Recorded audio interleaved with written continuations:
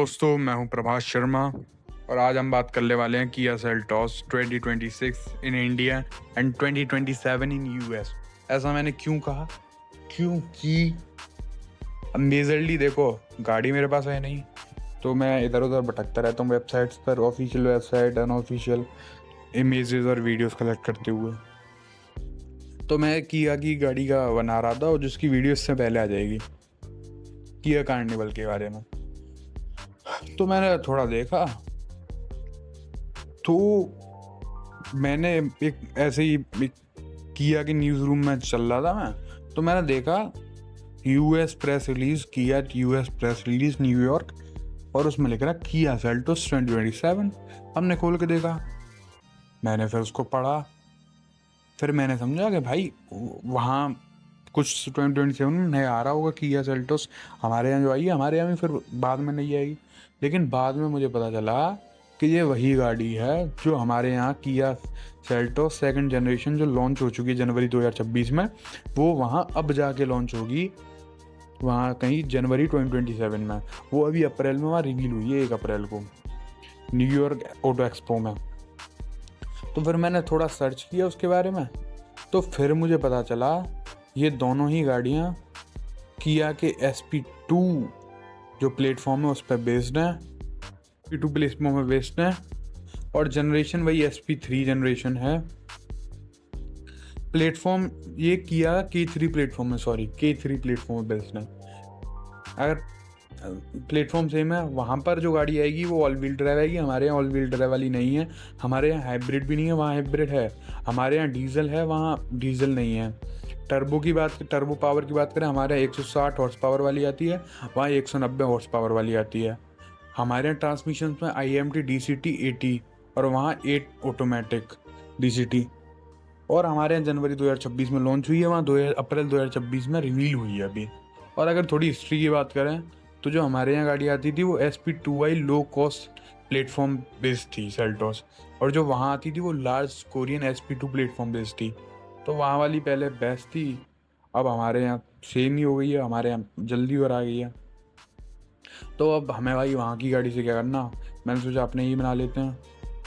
तो design change कर दिया, कैबिन स्पेस चेंज कर दिया, टेक्नोलॉजी, सेफ्टी फीचर्स और प्लेटफॉर्म आर्किटेक्चर पूरा चेंज कर दिया है। मुझे पीछे से ये गाड़ी बिल्कुल किसी दिन की नहीं लगती, बिल्कुल किया कैरेंस की कॉपी लगती है, और ये मैं आपको आगे बताऊंगा क्यों। आप खुद गौर करके देखना, बेस मॉडल सेल्टोस खड़ी हो और किया कैरेंस खड़ी हो, भाई दोनों सेम लगती हैं यार, कुछ फ़र्क नहीं लगता। वो कहाँ 13-14 लाख की गाड़ी हो, मैं कहाँ 20 लाख का टॉप मॉडल, समझ रहे हो? तो वो फ़र्क है। बेस मॉडल इसका 11 लाख में आ जाएगा एक्स शोरूम, और टॉप वेरिएंट 20 लाख का है। K3 प्लेटफॉर्म पर बेस्ड है, मैंने बताइए। स्ट्रक्चरलिटी वही है। थोड़ा डायमेंशंस की बात करें, 4,460 mm का लेंथ है, वेड्थ 1830 mm का है, हाइट 1635 mm का है। बूट स्पेस की बात करें तो 447 लीटर का है, और फ्यूल टैक्स 47 से 50 लीटर का है। ग्रिल सामने से चेंज कर दिया है, न्यू एम्बर LED DRLs हैं, लार्ज ग्रिल है, फ्लश टाइप डोर हैंडल्स दे दिए हैं, कनेक्टेड रियर लाइटिंग है, शार्पर बम्पर बना दिए हैं, एलॉय व्हील डिज़ाइन चेंज कर दिया है, और बेस मॉडल से 18 इंची देने लग गए हैं। इंटीरियर और कैबिन की बात करें, 12.3 इंची का डिस्प्ले है, और 12.3 इंची का इंस्ट्रूमेंट क्लस्टर है, और क्लाइमेट डिस्प्ले भी 5 इंची का है। पैनोरामिक सनरूफ है, डोल क्लाइमेट कंट्रोल है, वेंटिलेटेड सीट है, सॉफ्ट टच मटेरियल है, पूरे में एम्बिएंट लाइटिंग भी दे रखी है, और लेदराइट अपहोल्स्ट्री है। इंजन की बात करें, 3 इंजन आते हैं इसमें। 1.5 लीटर का नेचुरली एस्पिरेटेड पेट्रोल इंजन जो कि 115 PS की पावर निकाल देता है, 114 का 144 न्यूटन मीटर का टॉर्क, और 6 स्पीड मैनुअल ट्रांसमिशन है उसमें।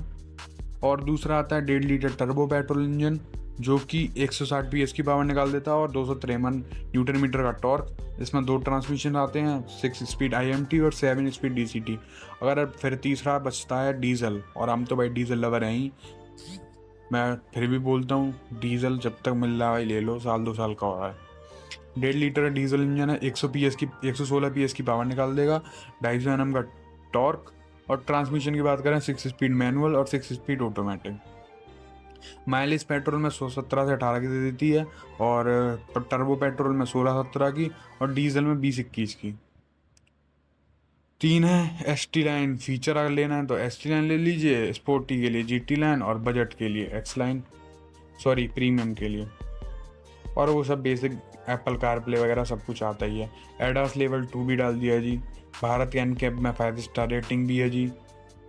और कार्गो स्पेस तगड़ा ही है। मेन राइवल इसके Hyundai क्रेटा ही है।